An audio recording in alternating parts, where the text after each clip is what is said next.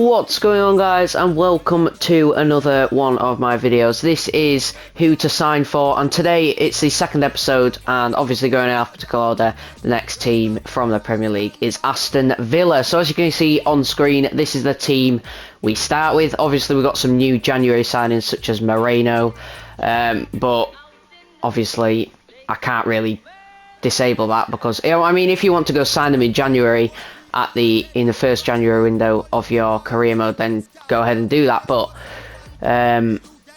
otherwise they're here and you don't have to play them, etc. But I think you probably want to be playing Digne in the case of Moreno anyway. So this is the default team we've been given. I've tweaked it slightly, but this is the formation we've been given, so potentially that is what they play with in real life. I'm not too sure because I don't really watch Aston Villa that much, but obviously it's down to personal preference. Diego Carlos especially could come in for Ezri Konsa or Tyrone Mings. Obviously got John McGinn as well, could come into the midfield. Joran is looking like a very nice player. I think they've just bought him as well, so he's looking like a very nice striker. Obviously Leon Bailey and Watkins up top. You don't have to play this formation, of course. You can play Bailey on the right and Coutinho on the left, etc. Or Buendia on the right, Bailey on the left with Coutinho through the middle. There's loads of different formations you can play with this team, but I've just thought I'd give you a run through the team before I showed you some of the signing suggestions. So I've got a couple of strikers on there. I've got a team in specifically because obviously Unai Emery used to manage this team very recently, in fact, and so I've got 2 or 3 players from that team. Because obviously I'm trying to do realistic signings. So anyway, let's get into the signings.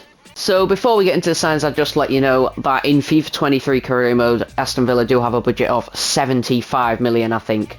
So it's quite a hefty budget, but you don't have to spend it all, of course, because obviously in January they've bought the players that they already want. I mean, if you're doing it realistically, you don't even buy anyone in the first season and you just save all your money until the second season, where you could probably spend big. But anyway, let's get into the signings. So first of all, we have Pablo Maffeo, obviously a Spanish player from RCD Mallorca. He's very nice right back. I think he could come in and do a job in the right back position for you. He could play right wing back, that's his main role actually, so he tends to get up the pitch a bit more, can support Buendia or whoever you're playing on the right wing, whether that be Bailey or Buendia or whoever. He can support him, make overlapping runs, etc. 25 years old, 78 overall. He's got a real face as well, so if you're a big one for that, then that's fantastic. Obviously you probably not want to pay his release clause unless it's the second season and his market value goes up to what, maybe 30 million or something. I can't imagine it will, but I reckon you can get it for a lot less than your release clause. As it says here, you can start with an offer of around 20 million, and that should be enough. But anyway, there's the first player, Pablo Maffeo. I think it could be a really realistic signing for Aston Villa, and I think it is one that I could see happening in the future. The next player is possibly a little bit less realistic, but I could still see it happening in real life. He's 19 years old, he's 76 overall. He's a Lyon centre-back, and his name is Castello Luqueba. He's got a real face. It was only just added, actually, I think maybe a month ago or two. 6 foot, preferred foot left. I think he could play a vital role alongside one of the other centre-backs if you wanted to start him. Otherwise, he could come off the bench or be on the bench for the first season. But with him being 19 years old, I can imagine him being 80 overall after the first season if you buy him at the start. And he's not going to cost too much, only 15 to 18 million it says there. His market value is 13 million, but you are going to have to pay a little bit more than that. He's not on the highest wages, but for the Premier League, he'll probably want a little bit of an increase there. But I think this guy could be a decent player to bring in at centre-back for Aston Villa. So the first of 3 players from Villarreal on this list is Samuel Chukwueze. Obviously, if you're doing it realistically with Unai Emery as the manager, then you'll want to be bringing in some Spanish players, because that's obviously his nationality, I believe. Don't hold me to that, but I'm starting to doubt myself, but I'm pretty sure he's Spanish. So, but Chukwueze obviously plays for Unai Emery's former club, and he did get the most out of him when he was there, did Emery, and he's a very nice player. He's got loads of pace. If you look at his pace, 92 acceleration, 87 sprint speed, decent agility and balance as well. He's not the best, like, when it comes to finishing. He's not like a striker, but he's a very nice winger. He's got good ball control, dribbling there. But all his stats are pretty good. He's got flair and speed, dribbler, of course, as his attributes. He's 23 years old, obviously room to develop. 4-star skill move, so you'll be able to get that up to 5-star if you wanted to utilise him and use skills with him often. But he's 79 overall. He'd probably be coming straight onto the bench if you did go and buy him. But I think Chukwueze could be a great signing. It says you could pick him up for roughly around 30 million. I think his market value is 24 million. You'll have to pay a little bit more in the wages, but to bring one of Unai Emery's former players back to his new club would definitely be a realistic signing. Now, if you are going to play 2 up top, like the default formation that I was given, then you might want to buy a new striker, whether that be a world-class one, such as someone who will come later on into the list, Gerard Moreno. But if you want to go for someone a little bit more budget, I say a little bit more budget, he's still going to cost between 29 and 36 million, probably. But he's 25 years old, still 80 overall, had a really, really good World Cup for Morocco. He's probably not someone you buy in the first season, but if you want to buy him in the second season, then feel free to do that. He's got a nice celebration on FIFA as well, with his goggles celebration. 6'2", high attacking work rate, high defensive work rate as well. He's obviously left-footed. I've only got 3-star weak foot, so his right-footed might not be as good, but you could easily train that up. I reckon it'll only take half a season to get that up to 5 stars probably, and he will probably get into the late 80s overall if you can develop him well. He might even push up towards the 90s, so I reckon it could be a very decent signing for Aston Villa. As you can see there, obviously brilliant jumping, decent pace as well for a striker, especially a 6'2" striker, speed dribbler and power header. So he's going to score you a few headers, you would think. So I think that could be a quality signing. Also coming from the league where Unai Emery used to manage in Sevilla. So there we go. Now the next player on the list is Manu Trigueros, and he's not the most well-known player at Villarreal, but he's a very good player. Trust me, I've used him on career mode, and he can score a few decent goals when you use him. Obviously, he's 30 years old, so he's not going to be one of your big buys. But he's still 78 overall, so he'll probably come onto the bench as a minimum, you would think, and he'll be a decent squad player if anything else. But Unai Emery, just like he used Chukwueze, he managed to use Trigueros and get the best out of him, you've got to say. And he's just a well-rounded central midfielder, really. Most of his stuff in the yellows and the greens.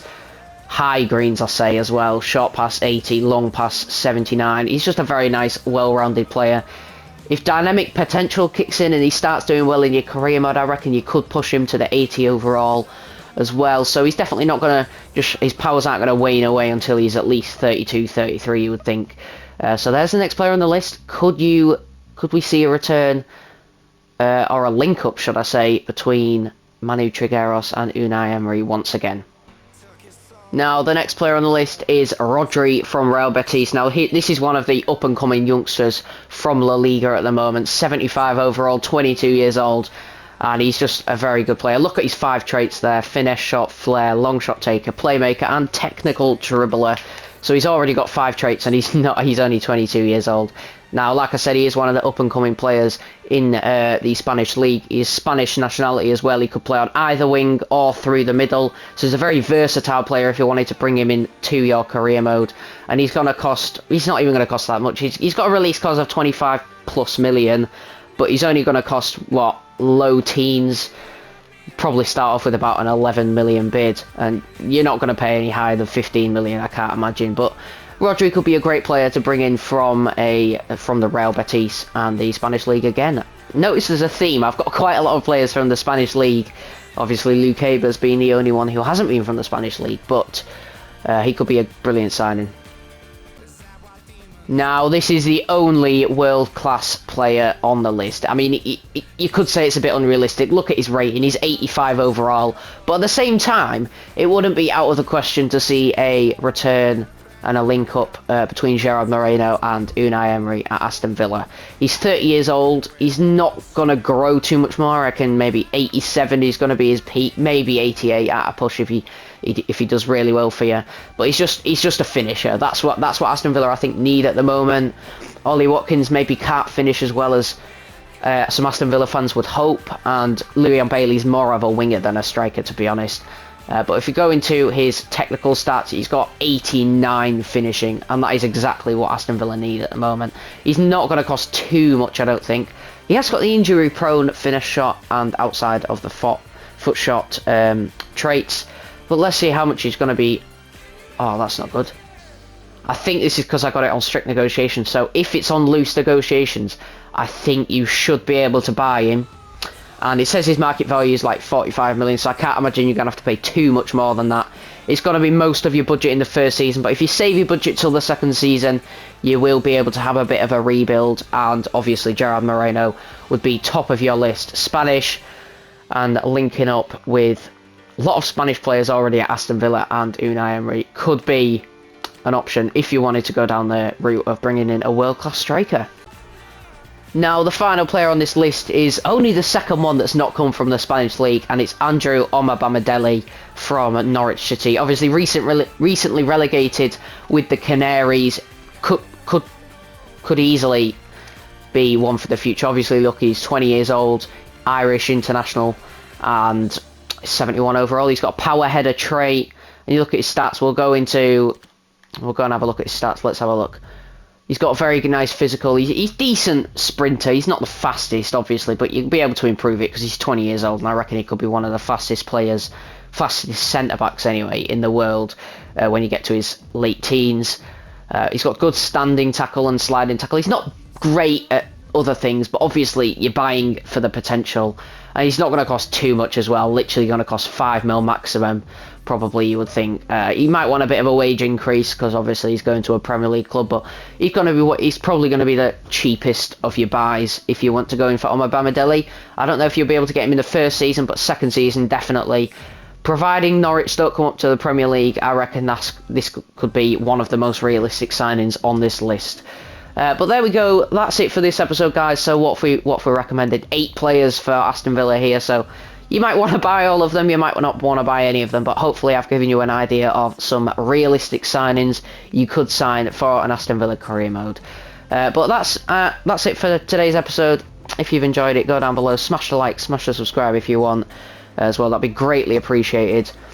Share if you want as well. But until next time, or I think it'll be my team, AFC Bournemouth, so hopefully I'll be able to be a bit more in-depth with that one. But until next time, guys, I will see you in the next one, and thanks for watching.